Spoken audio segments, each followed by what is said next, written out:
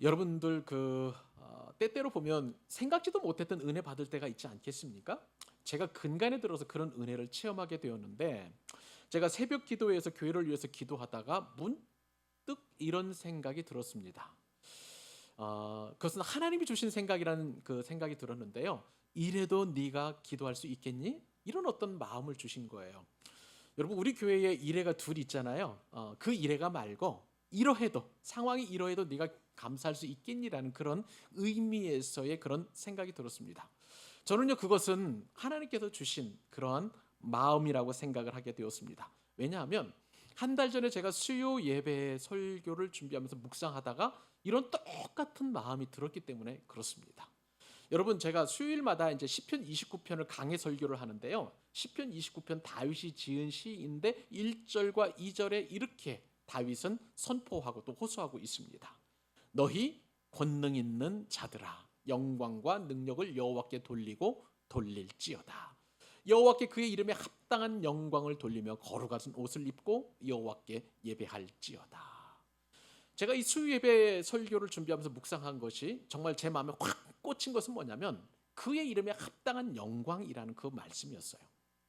여러분, 하나님의 이름에 합당한 영광, 이것은 도대체 어떤 영광이고 무엇을 말하는 것일까요? 제가 깊이 묵상해 보면서 진정한 감사라는 것은 하나님의 것으로 인정하고, 그리고 또한 나의 모든 것도 하나님의 소유로 인정해 드리는 것이 하나님의 이름에 합당한 영광이다. 그러니까 쉽게 말하면요, 감사를 우리가 하나님 앞에 드리는데 이 감사라는 것은 하나님께 있는 모든 것을 하나님께 돌려드리고 나의 있는 것조차도 하나님께 올려드리는 그 진정한 감사가 하나님의 이름에 합당한 영광이다라는 그런 생각을 갖게 된 것이죠. 여러분, 우리가 하나님 것을 올려드리는 것, 그거는 감사해요. 정말 우리가 마땅히 드려야 될 감사입니다. 나의 모든 소유도 하나님 앞에 드리는 것, 그것도 감사인 것이죠. 평상시에 저는요, 감사를 이런 정도로만 생각을 했는데, 그날따라, 그리고 요즘에 제게 들었던 생각은 뭐냐면 더 묵상의 깊이가 깊어진 거예요. 여러분, 하나님은 만유의 주인이시죠. 만물의 주인이십니다. 그렇기 때문에 하나님께는 이 세상 모든 것이 하나님의 것이에요. 자, 하나님의 것을 생각을 해보았습니다. 좋은 거, 기쁜 거, 행복한 거, 또 즐거운 거, 풍요로움, 넘치는 이런 모든 것들을 하나님의 것이니까 하나님께 올려드리는 것, 이거 진짜 감사해요. 그런데 여러분, 제가 깨달은 것은 거기서 한 걸음 더 나아가서 나에게 속한 것 가운데서도 정말 좋은 것이 아니라 지난 상반기를 되돌아보니까 어려운 일들이 많았다는 거예요. 여러분, 한번 생각해 보세요. 슬픔이 있었을 거예요. 근심도 있었을 거예요. 걱정도 있었을 것이고, 가난이나 빈궁이나 어떤 것들도 있었을 거예요. 또 병듦도 있었을 것이고, 어떤 형통이라든지 이런 어떤 좋은 것보다도 불통도 아마 여러분들 가운데 있었을 것이라고 여겨집니다. 자, 그런데 여러분, 하나님은 만유의 주인이시라고 그랬어요. 나의 모든 것의 주인이라고 말씀해 주셨어요. 자, 그러면 내가 가지고 있는 좋은 것, 감사할 것들도 하나님 앞에 드리면 그것이 하나님의 이름에 합당한 영광일 뿐만 아니라, 내가 가지고 있는 슬픔과 아픔과 고통과 염려와 근심과 걱정, 이런 부정적인 모든 것들도 하나님께 올려드리면 그것이 하나님 앞에 드리는 진정한 감사가 된다. 그런 것도 올려드리는 것이 하나님의 이름에 합당한 감사다라는 그런 결론을 얻게 되면서 제가 얼마나 행복했는지 몰라요. 여러분, 하나님께는 부족함이 없는 줄로 믿습니다. 넉넉한 풍요로움 다 있어요. 뿐만 아니라 우리가 가지고 있는 정말 남모로운 눈물, 남들이 알아주지 않는 그런 어떤 슬픔, 고통, 그런 것들도 하나님 앞에 올려드리면 그것이 진정한 감사가 된다는 것이죠. 그렇기 때문에 우리는 하나님께서 우리에게 요구하시는 것은 뭐냐면 범사에 감사라는 거예요.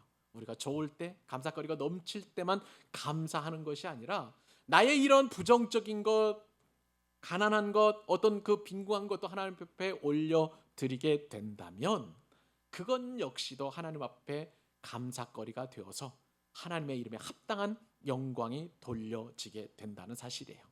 오늘 이 말씀을 묵상하면서 여러분들과 함께 이래도 내가 감사할 수 있겠니? 라는 그런 질문 앞에 여러분의 모든 것들을 하나님 앞에 올려드리는 은혜가 있기를 바랍니다.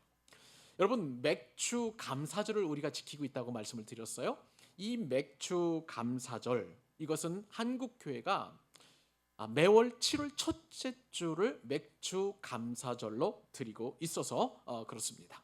이 맥주 감사절을 줄여서 이제 맥주절이라고 그렇게 이야기를 하는데요. 이 교회 용어 사전에 보니까 맥주절이라는 것은 보리를 추수하는 일정이라고 그렇게 기록되어 있습니다. 여러분, 이 보리를 추수하는 이 시기는 언제냐면 대개 봄이 다 끝나고 이제 여름이 본격적으로 시작하는 그런 시기라고 할 수가 있을 것입니다. 이 절기에는요, 구약에 보니까 6월절 후에 7주째 지켰다고 그래서 7749해서 77절이라고 보통 이야기를 해요. 구약 성경에서 보면 맥주절 혹은 77절이라고 여러분 보시면 되겠습니다. 또 77 다음에 이제 77 49니까 그 다음 날이 며칠이냐면 50일째잖아요. 그래서 오순절이라고 하기도 합니다. 무슨 얘기입니까? 5오자에다가 이 순이라는 것은 열순이에요. 10이라는 뜻을 가지고 있어요. 그러니까 10을 5번 지난 일. 여러분 생각을 해보세요. 77 49에다가 하루 지나니까 50일. 그래서 오순절이라고 되겠고요. 무엇보다도 이 맥주절에 어떤 일이 있었느냐? 하나님께서 모세를 통해서 십계명을 주신 날, 하나님의 말씀을 받은 날로 그렇게 여러분 보시면 되겠습니다. 그러니까 구약 성경과 신약 성경, 특별히 신약에서 보면 이 맥주절에는 오순절날에 성령이 충만하게 임한 날이기 때문에요. 성경적으로 보게 된다면 이 맥주절은 굉장히 중요한 여러 의미가 있는 그런 날이라고 할 수가 있을 것입니다. 자, 해마다 이맘때쯤 지키는 이 맥주절은요, 하나님께서 분명하게 명령을 하셨어요. 이스라엘 백성들에게는 6월절 지켜야 되고요, 초실절 지켜야 되고요, 맥주절을 지키라고 명령하신 그런 말씀입니다. 명령으로 하나님께서 우리에게 주셨다는 것이죠. 이 맥주절을 우리가 이제 오해하는 경우가 있습니다. 왜냐하면 이 맥자가 어떤 맥자냐면 보리 맥자를 쓰고 있기 때문에 그래요. 맥주절 하면은 보리를 추수하는 시기, 절기라고 이렇게 보시면 그렇게 오해하고 있는데, 근데 원어 성경을 보니까요, 이 맥주절이 보리 추수보다는 원래 원어 성경에는 추수의 절기라는 뜻을 가지고 있어요. The Feast of Harvest라고 그렇게 표현하고 있습니다. 그러니까 보리 추수라기보다는 이 보리에 초점을 맞추는 것이 아니라 추수에 초점을 맞추는 것이 맥주절 절기의 진정한 의미라고 할 수가 있는 것이죠. 그래서 하나님께서는 출애굽기 23장 말씀을 통해서 이렇게 말씀하시죠. 맥주절을 지키라. 이는 네가 수고하여 밭에 뿌린 것의 첫 열매를 거두미니라고 이렇게 말씀하셨습니다. 근데 여러분, 출애굽기에서 이렇게 맥주절을 지키라고 말씀하실 때는 언제냐면 이스라엘 백성들이 출애굽해서 가나안 땅에 들어가 가지고 맥주절을 지키라고 한 것이 아니라 광야 한복판에서 맥주절을 지키라고 분명하게 명령을 하셨다는 거예요. 이것이 우리에게 큰 은혜가 됩니다. 왜 그럴까요? 광야 시대는요, 농사를 짓는 시대가 아니었어요. 그렇기 때문에 맥주절을 지키라고 이렇게 명령하셨다는 것은 장차 너희들이 분명하게 가나안 땅에 들어갈 거야. 그리고 그 가나안에서 너희들은 보리 농사를 짓게 될 거야라고 말씀하시는 하나님의 확신에 찬 말씀이기 때문에 그렇습니다. 그러니까 이스라엘 백성들은 광야에서 맥주절을 지키라는 이 말씀을 딱 들으면서 어떤 느낌을 갖게 되냐면, 하나님께서 우리를 분명하게 가나안 땅으로, 젖과 꿀이 흐르는 그 땅으로 인도하시는구나라고 그렇게 확신할 수 있었던 것입니다. 그러므로 맥주절은 어떤 상황에 대해서, 주어진 상황에 감사해 드리는 것이 아니라 앞으로 이루어질 일에 대한 미리 감사, 그리고 갑을 감사라고 할까요? 그런 감사의 의미가 들어있다고 할 수가 있겠습니다. 여러분, 이스라엘 백성들이 6월절에서는요, 구원의 시작이었어요. 출애굽한 이후에 9월의 시작이었고요, 이 맥주절을 지킴으로 말미암아 구원의 완성이 되게 되었습니다.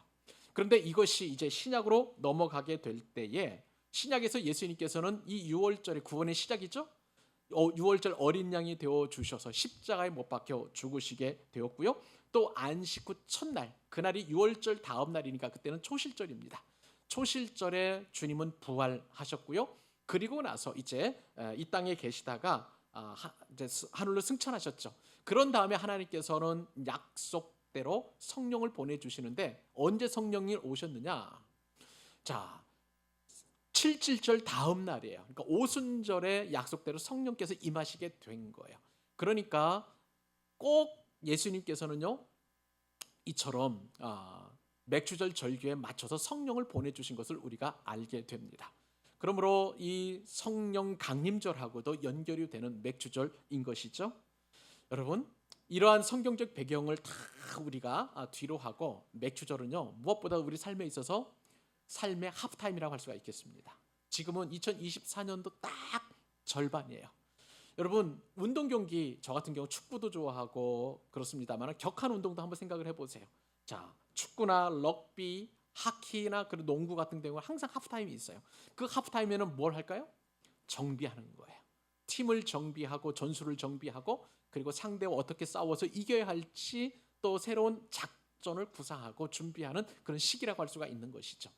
사랑하는 여러분, 지난 상반기 동안 여러분들 참 고생하시고 어렵고 힘든 그런 삶을 사셨다면 이제 맥주절을 통해서 우리 한번 점검을 해보십시다. 하나님께서 우리를 어떻게 사랑하실지, 하나님께서 우리를 어떻게 인도하실지, 하나님께서 우리에게 어떠한 기쁨을 주실지 준비하고 감사하는 절기, 그 맥주절이 될 수 있기를 우리 주님의 이름으로 축복합니다. 자, 오늘 그래서 하나님께서 오늘 말씀을 통해 주시는 교훈 딱 두 가지인데요. 첫 번째 교훈은 뭐냐면 같이 한번 읽어볼까요? 짧더라도 매 순간 즉시 드려야 할 개인 감사. 조금 어렵지만 다시 한번 제가 읽어드립니다. 짧더라도 매 순간마다 즉시 개인 감사를 드려라. 그것이 오늘 본문 가운데 우리에게 주신 하나님의 음성인 줄로 믿습니다. 여러분, 올 상반기에 여러분들 아까 말씀을 드린 것처럼 성공과 기쁨과 감사와 즐거움보다는 혹시 어려움이나 아픔이나 괴로움이 더 많았을 수도 있었을 것입니다. 그러한 여러분들에게 하나님께 지금 질문하시는 거예요. 그래도 네가 감사할 수 있겠니? 오늘 본문에 등장하는 느헤미야는요 굉장히 큰 환난을 당했습니다. 그래서 그 큰 환난을 당한 그 예루살렘 소식을 듣게 되면서 너무나 슬펐어요. 그리고 금식하는 가운데에 있다 보니까 사실 우리보다도 더 어렵고 곤란한 상황에 놓인 것은 사실입니다. 자, 이런 상황에서 그럼에도 불구하고 느헤미야의 지도 아래 이제 예루살렘 성벽이 이제 재건이 되게 되는데 그 재건이 이제 느헤미야의 작은 감사로부터 시작을 해서 큰 감사로 이어지는 시발점이 바로 오늘 본문 2장 1절에 있다는 거예요. 자, 오늘 본문 2장 1절로 4절까지 다시 한번 우리 더 큰 은혜 받기 위해서 읽어보도록 하겠습니다. 시작. 아닥사스다 왕 제20년 니산월에 왕 앞에 포도주가 있기로 내가 그 포도주를 왕에게 드렸는데 이전에는 내가 왕 앞에서 수심이 없었더니 왕이 내게 이르시되 내가 병이 없거늘 어찌하여 얼굴에 수심이 있느냐 이는 필연 내 마음에 근심이 있으리로다 하더라. 그때 내가 크게 두려워하여 왕께 대답하되 왕은 만세수를 하옵소서 내 조상들의 묘실이 있는 성읍이 이제까지 황폐하고 성문이 불탔사오니 내가 어찌 얼굴에 수심이 없사오리까 하니 왕이 내게 이르시되 그러면 네가 무엇을 원하느냐 하시기로 내가 곧 하늘의 하나님께 묵도하고. 자, 긴 문장을 4절 읽어주셨는데 여러분 이 느헤미야의 그 이름의 뜻이 있어요. 여호와의 위로, 하나님의 위로라는 뜻을 가지고 있습니다. 굉장히 좋은 이름이라고 할 수가 있겠죠. 자, 이 느헤미야 어떤 사람이었느냐? 성경에서 바사로 표현되는 나라가 있습니다. 이제 세계사에서는 그것을 페르시아라고 보통 얘기를 하죠. 이 페르시아 아닥사스다 왕의 수산궁에서 술관원으로 있는 그러한 사람이었습니다. 여러분 술관원 하면 어떤 것을 뜻하세요? 어떤 것이 떠오르세요? 여러분 그 포도주를 시음하는 사람들 있죠. 굉장히 고급 직업인데 그런 어떤 고급 직업 차원을 떠나서 왕의 포도주를 시음하는 사람이에요. 자, 그러면 그 포도주가 맛이 있을까 없을까? 그것을 단순하게 맛을 감별하는 감별사로서의 그 위치뿐만 아니라 왕이 항상 이 음료로 이제 우리가 물 마시듯이 이제 고대의 중동 지역에서는 이제 포도주를 마시게 되었는데 이 포도주를 마시게 되니까 그 포도주에 독이 있는지 없는지를 구별해내는 그런 사람이라고 할 수가 있겠습니다. 그러니까 이 술관원이라는 것은 왕의 신망이 두텁지 않으면 이 직분을 이 직위를 가질 수 없는 거예요.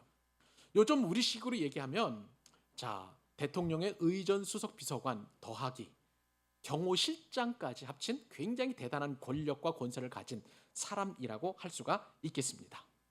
여러분, 포로로 끌려온 느헤미야가 이 대제국 바사의 페르시아의 술관원이었다는 것은 엄청난 일이었고요. 무엇보다도 이렇게 중요하고 높은 관직에 있음에도 불구하고 느헤미야의 관심은 이 대제국 아닥사스다 왕의 안위보다도 더 근심하고 걱정하는 일이 있었어요. 느헤미야의 조국인 이 유다의, 그리고 이 유다의 성읍이었던 예루살렘의 안녕과 번영이었던 것입니다.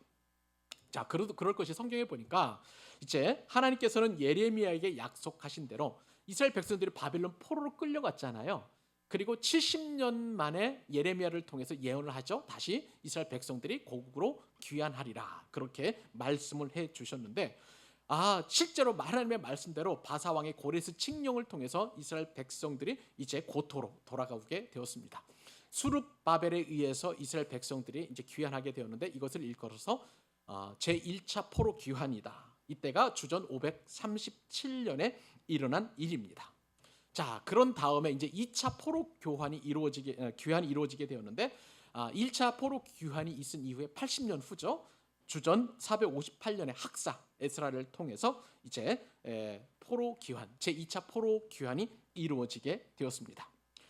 두 차례 포로 귀환을 통해서 이제 성전이 다시 복원이 되었어요. 그리고 하나님의 말씀이 회복이 되었습니다.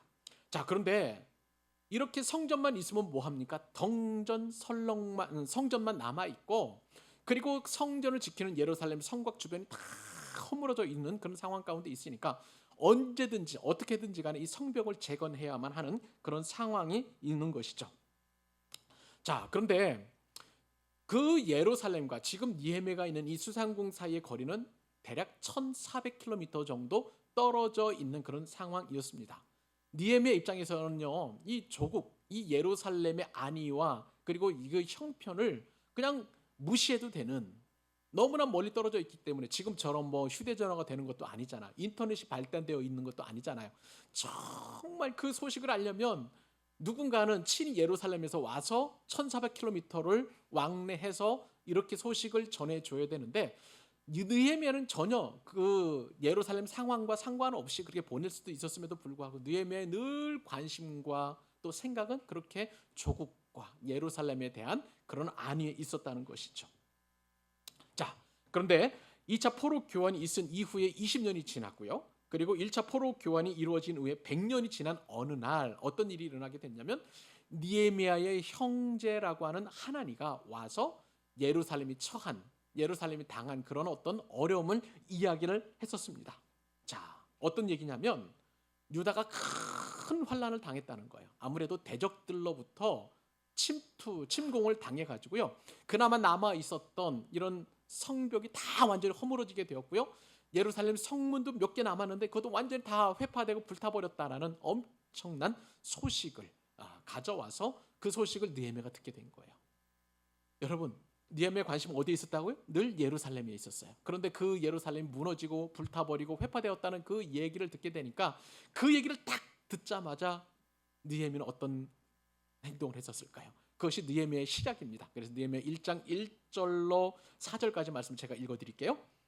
하가랴의 아들 느헤미야의 말이라. 아닥사스다 왕 제20년 기슬르 월, 이걸 잘 기억해 두세요. 무슨 월이라고요?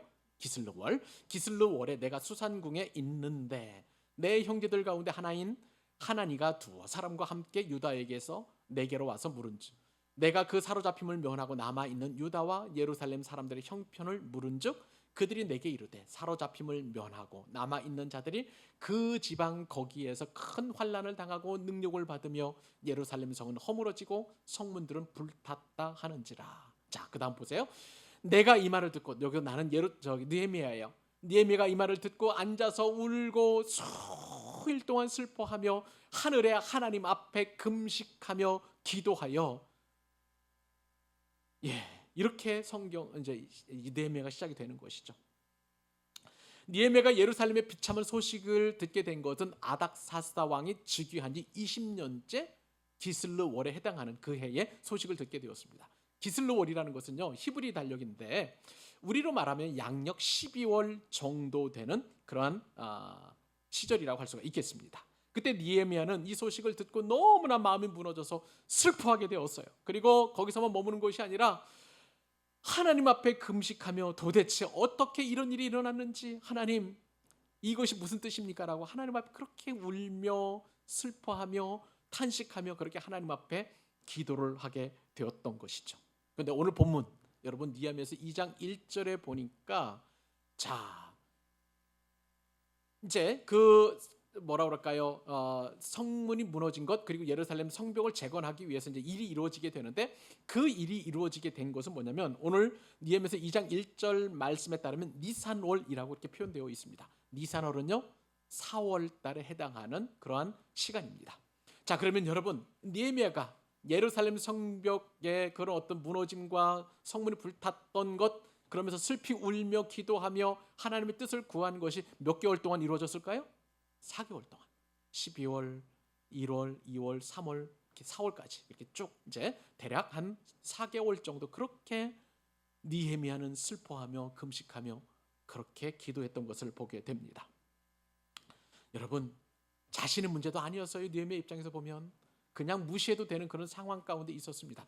그러나 그럼에도 불구하고 느헤미야는 이처럼 간절히 하나님 앞에 울며 금식하며 하나님의 뜻을 구했던 것이죠.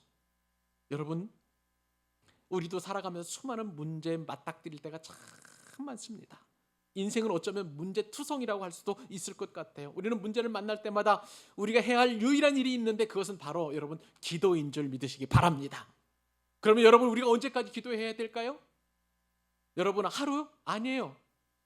이틀? 아닙니다.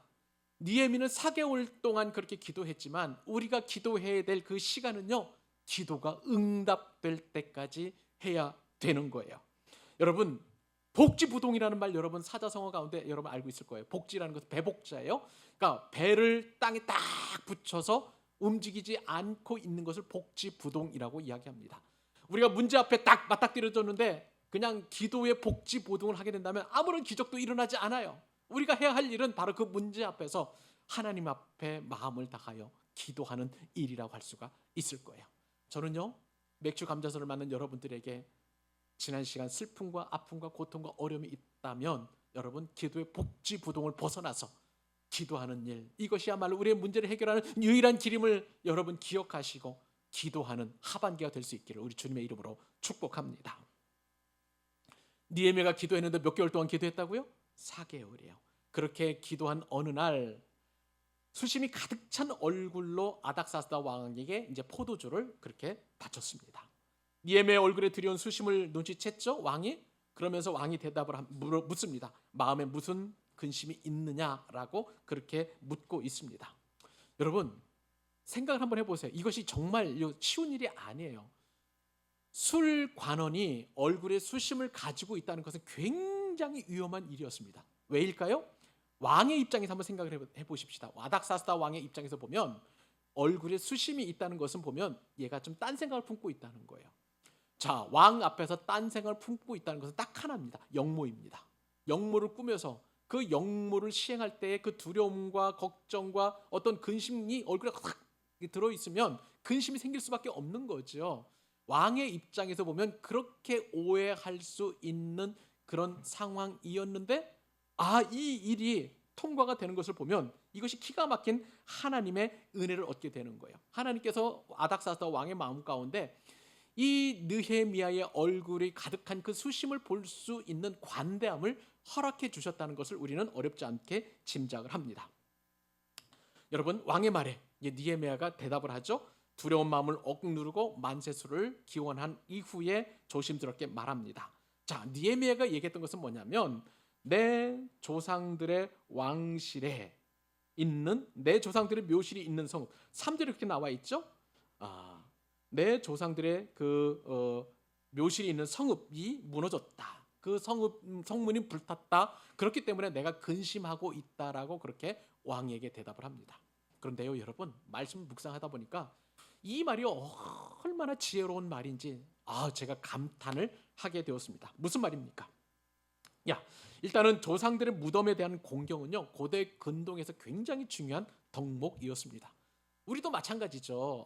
어떤 조상님이 계시는 어떤 그 무덤에 대해서 공경하는 그런 마음들은 우리도 막 가지고 있는 그런 마음이에요. 이것도 정말 그런 어떤 그 왕에게 있어서 이러한 그 마음을 갖게 했던 것이고요. 또 하나는 뭐냐면 정치적인 뉘앙스를 전혀 풍기지 않는 그런 말이었던 거예요. 자, 내 조상들이 묘시일이 있는 이 성읍이 불탔고 또 성읍이 무너지고 성문이 불탔습니다라고 하는 그 말을 통해서 아닥사다 왕은 느헤미야가 역모를 꾸미는 것이 아니라 자기 조상들을 공경하는 조상들의 그 성읍이 무너진 것에 대해서 진짜로 근심하고 있구나라는 그런 마음을 갖게 했고요. 또 거기에 대해서 공감하고 또 동정하는 마음을 갖게 되었다는 거예요. 여러분, 저는 이것을 생각을 해보면서 왕에게 이처럼 모든 오해를 불러일으킨 것을 다 물리치고 그 다음에 적절한 때에 이렇게 말할 수 있고 얼굴에 가득한 수심을 보일 수 있게 된 것은 느헤미야가 4개월 동안 그렇게 기도해서 하나님께서 왕에게 적절하게 말할 수 있도록 때를 허락하신 하나님의 도우심이 있음을 믿습니다. 자, 이런 상황에서 느헤미야가 그 다음에 한 행동이 뭘까요? 자, 4절 마지막 절에 보니까 자, 수일 동안 슬퍼하며 하늘에 하나님 앞에 금식하며 기도했다라고 1장 4절에는 됐고요. 죄송합니다. 제가 좀 2장 4절을 읽어야 되는데 내가 무엇을 원하냐 하시기로 내가 곧 하늘에 하나님께 뭐 했을까요? 2장 4절에 보면 묵도했다고 그랬어요. 묵도. 여러분, 여기에 정말 우리가 이 6월 맥주 감사제를 주신 하나님의 음성인 줄로 받아들이실 수 있기를 바랍니다. 무슨 얘기냐면요, 느헤미야가 이렇게 하나님 앞에서 기도했었을 때 하나님께서는요 이 아닥사스다 왕의 마음을 움직여 주셨고요. 그리고 그 움직여 주신 그 하나님 앞에 느헤미야는 짧지만 아주 강렬한 기도를 드릴 수 있었다는 거예요. 여러분, 1, 2초 사이에 여러분 어떤 상황을 했었을까요? 어떤 기도를 드렸을 수 있을까요? 그것은 감사였을 거예요. 하나님 감사합니다. 하나님께서 저의 기도를 들으셨군요. 하나님, 왕이 저렇게 반응할 줄은 내가 미처 예상치 못했습니다. 이런 모든 것들을 다 담은 짧은 1, 2초 기간의 짧은 묵도였던 거예요. 예레미야의 감사가 바로 이 묵도 안에 들어있음을 우리는 알 수 있습니다. 여러분, 느헤미야는요 감사를 드렸어요. 그 상황 가운데서 두렵고 떨리는 그런 상황 가운데서 짧지만 즉시 하나님 앞에 감사를 드리게 되었습니다. 이러한 느헤미야의 간청을 들은 아닥사스다 왕은 이제 다른 이야기를 하죠. 언제 출발해서 언제 올 것이냐라고 그렇게 이야기합니다. 느헤미야는요 4개월 동안 금식하며 기도하며 이렇게 작정했었을 거예요. 아닥사스다 왕이 만약에 나에게 자비를 베푼다면 나는 몇 개월 동안 가 있겠습니다라고 그렇게 얘기해야지 준비하는 기간이 했었습니다. 자, 이런 기간이요 무려 느헤미야서 5장 14절 말씀에 따르면 12년이나 되었습니다.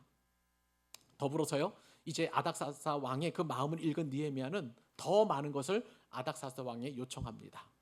이제 수산궁에서 예루살렘까지 갈 때까지 참 어려운 일이 많았었는데 이제 통행증을 줘가지고 무사히 예루살렘까지 갈 수 있도록 그렇게 부탁을 했고요. 그리고 예루살렘 성벽을 재건할 수 있도록 건축자재를 또 요청하게 되었습니다. 이러한 담대함이 어떻게 생겼을까요? 느헤미야의 4개월 동안의 기도와 그리고 짧은 순간에 이루어진 감사를 통해서 하나님께서는 형통의 길을 활짝 열어주신 것을 보게 됩니다. 사랑하는 여러분, 감사는요 타이밍이 중요하다는 사실을 믿으시기 바랍니다. 늦은 감사라도 하는 것이 안 하는 것보다 100번 낫습니다만은 그러나 우리가 하나님께 드리는 이 감사는 뒤늦게 온갖 치료를 다 해가지고 뒤늦은 감사보다도 즉시 그 시간에 짧은 목도라 할지라도 그렇게 하나님 앞에 드리는 이 감사가 나중에는요 큰 감사로 변하게 됩니다. 사랑하는 여러분, 느헤미야는요 개인적인 감사를 드렸어요. 언제요? 그 짧은 시간에 즉시 하나님 앞에 감사를 드리게 되었습니다. 사랑하는 여러분들을 축복합니다. 이 맥주절을 맞아서 우리가 하나님 앞에 감사를 드린다고 할 때에 많은 수식어 필요 없어요. 그냥 짧은 시간에 주어진 상황 속에서 하나님 제가 이래서 감사합니다. 이래서 감사합니다. 그렇게 하나님 앞에 고백을 드리실 수 있기를 바랍니다. 여러분 분명하게 그 작은 감사, 짧은 감사, 즉시 감사는요 큰 기적을 불러일으키게 되는 줄 믿으시기 바랍니다. 이것이 하나님께서 우리에게 주시는 첫 번째 교훈인 거예요. 자, 그러면 두 번째 교훈은 뭘까요? 고난 중에도 한 마음으로 드리는 이제는 공동체 감사가 필요하다는 거예요. 짧은 순간에 개인이 드렸던 이 감사가요, 나중에 보시면 이 느헤미야의 작은 감사가 이스라엘 전체의 큰 감사로 바뀌게 되는 것을 우리가 알게 됩니다.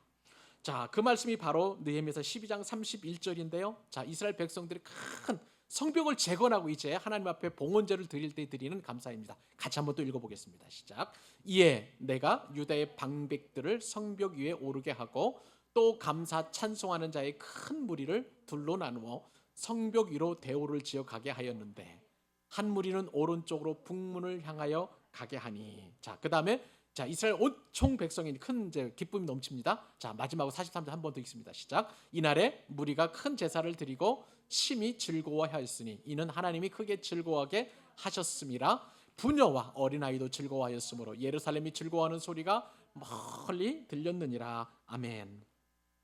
자, 여러분, 성경 이제 우리가 느헤미야의 이제 2장에서 우리가 이제 12장을 건너뛰었습니다. 이 중간에 엄청난 일이 일어나게 되었습니다. 우선 아닥사스다 왕의 허락을 받아서 느헤미야는 예루살렘에 도착을 하게 되었습니다. 근데 느헤미야는요, 아무에게도 이 도착 소식을 알리지 않고 중간에 밤에 이렇게 탐문하는 그런 일을 하게 되었습니다. 왜냐하면 여기에는 이유가 있었어요.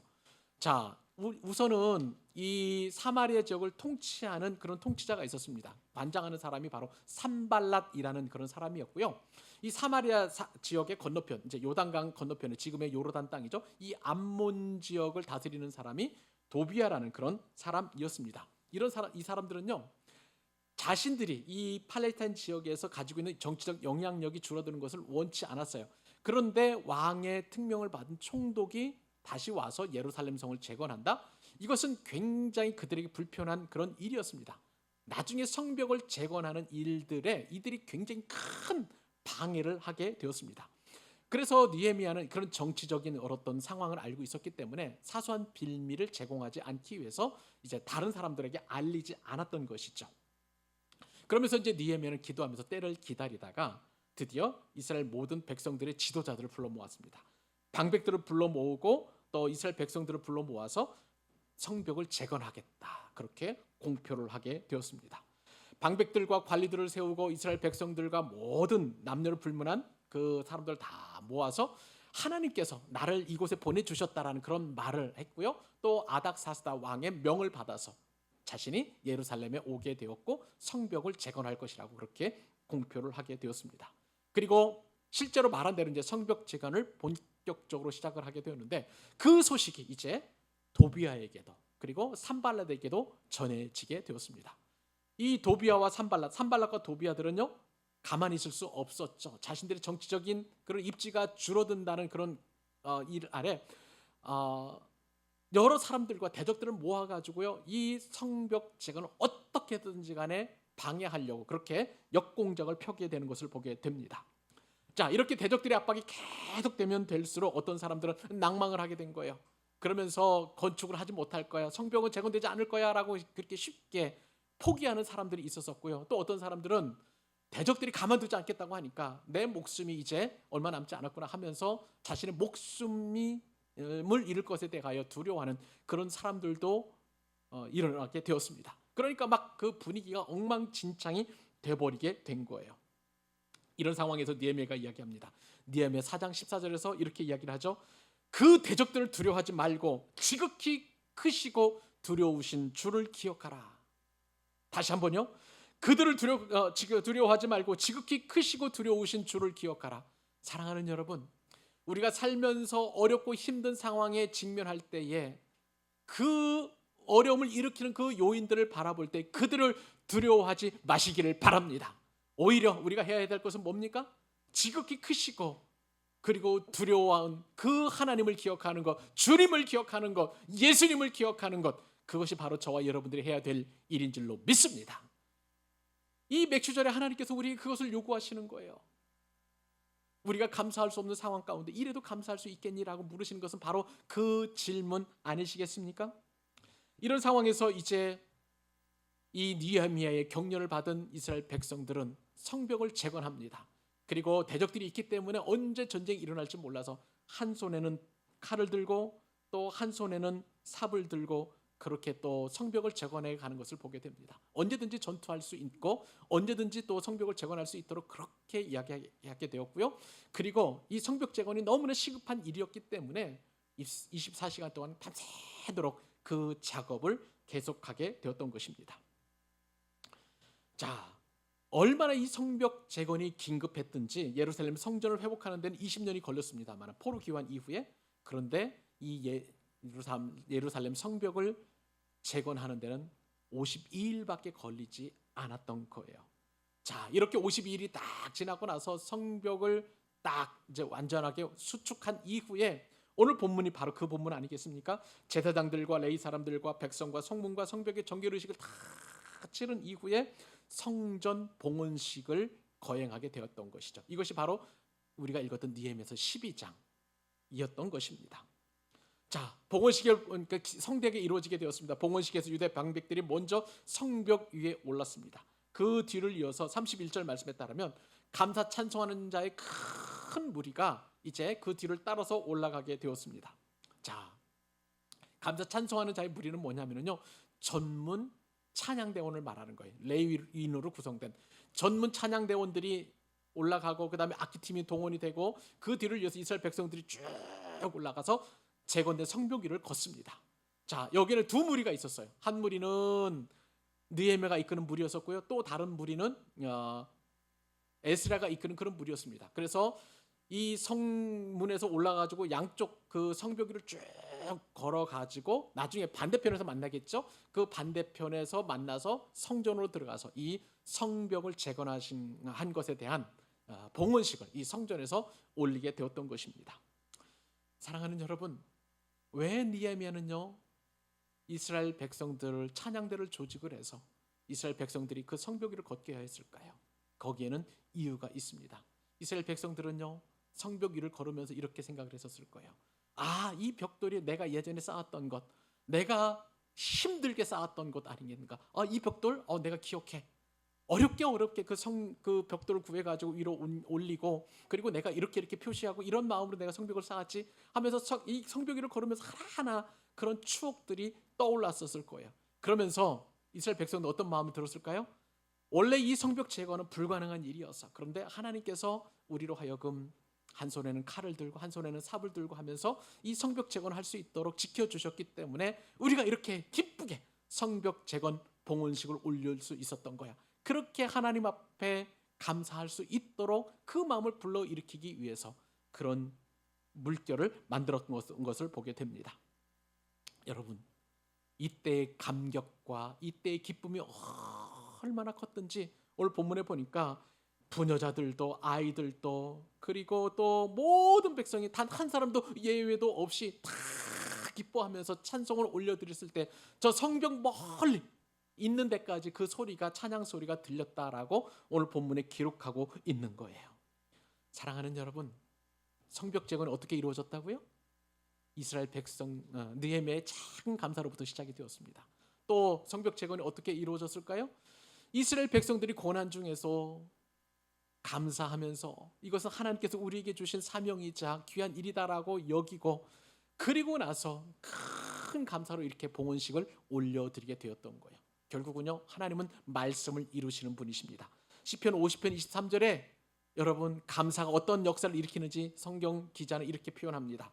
감사로 제사를 드리는 자가 하나님을 영화롭게 하나니 그의 행위를 옳게 하는 자에게 내가 하나님의 구원을 보이리라. 감사는요, 하나님의 구원과 하나님의 응답과 하나님의 능력을 보이는 놀라운 도구가 되는 줄로 믿으시기 바랍니다. 말씀을 맺겠습니다. 사자성어 한 가지 더 여러분들에게 소개하죠. 시종여일 혹은 시종일관이라는 말 여러분 혹시 들어보셨나요? 시는 처음 시자입니다. 시작할 때에 종은 마칠 종자죠. 처음과 끝이 같을 여자의 하나일, 처음과 끝이 하나로 이어진다라는 것이 시종여일이죠. 시종일관은 또 무엇입니까? 중간에 관자가 꿰 관자입니다. 처음과 끝이 하나로 꿰어진다라는 그런 뜻을 가지고 있어요. 여러분, 오늘 본문에서 여러분들은 느헤미야의 성벽 재건을 통해서 무엇을 생각을 하셨습니까? 감사로 시작해서 감사로 마무리하는 성벽 재건과 봉헌식이 이루어졌다는 것을 여러분 기억하실 수 있으리라고 보여집니다. 맥주 감사절에 하나님께서 물으시죠. 이래도 네가 감사할 수 있겠니? 그렇게 물으십니다. 이것은요 예레미야에게 물으셨던 그런 물음이었던 느헤미야에게 물으셨던 물음이었던 것을 보게 됩니다. 느헤미야가 슬픈 소식을 듣고 그 상황 속에서 4개월 동안 금식하며 슬퍼하며 기도하면서 네가 이래도 감사할 수 있겠니? 그리고 그 마음이 아닥사스다 왕의 그 말을 딱 듣고 그 순간에도 이래도 감사해서 하나님께서 성벽 재건이 본격적으로 이루어지게 되었던 것이죠. 여러분 성벽 재건 결코 쉽지 않았습니다. 좋은 상황에서 성벽 재건이 이루어진 게 아니에요. 모든 상황들이 다 갖추어져서 성벽 재건이 이루어진 것이 아니라 오히려 대적들이 있었었고요, 도전하는 사람들이 있었고요, 욕하는 사람들이 있었고요, 또 그리고 비방하는 사람들이 있었고요, 모욕하는 사람들도 있었습니다. 그런 상황 속에서 벽돌 한 장 한 장을 쌓으면서 하나님께서 이스라엘 백성들에게 다 물으셨을 거예요. 네가 이래도 감사할 수 있겠니? 네가 이래도 감사할 수 있겠어? 그때 그들은 네, 해보겠습니다라고 아마 대답했을 가능성이 상당히 높습니다. 그리고 나서 하나님께서는 그들의 마음을 받으시고 그 감사가 큰 감사가 되어서 하나님께서 그렇게 큰 기쁨이 되게 하신 것이죠. 사랑하는 여러분, 하반기에는 여러분들을 축복하고 싶습니다. 감사한 일, 행복한 일, 즐거운 일, 형통한 일, 그리고 능력 있는 일들, 응답이 정말 넘쳐날 수 있기를 바랍니다. 이것이 정말 축복하고 싶고요. 또 하나, 설령 그렇지 아니하다 할지라도 아프고 고통스럽고 슬프고 그리고 곤혹스럽고 힘들고 어려운 상황에 있다 할지라도 하나님께서 느헤미야에게 물으셨던 그 물음, 그래도 감사할 수 있겠니? 이래도 네가 감사할 수 있겠어? 라는 그런 물음이 여러분들에게 다가갈 거예요. 그러면 여러분, 예 해보겠습니다. 예 해보겠습니다. 그렇게 결심할 수 있기를 바랍니다.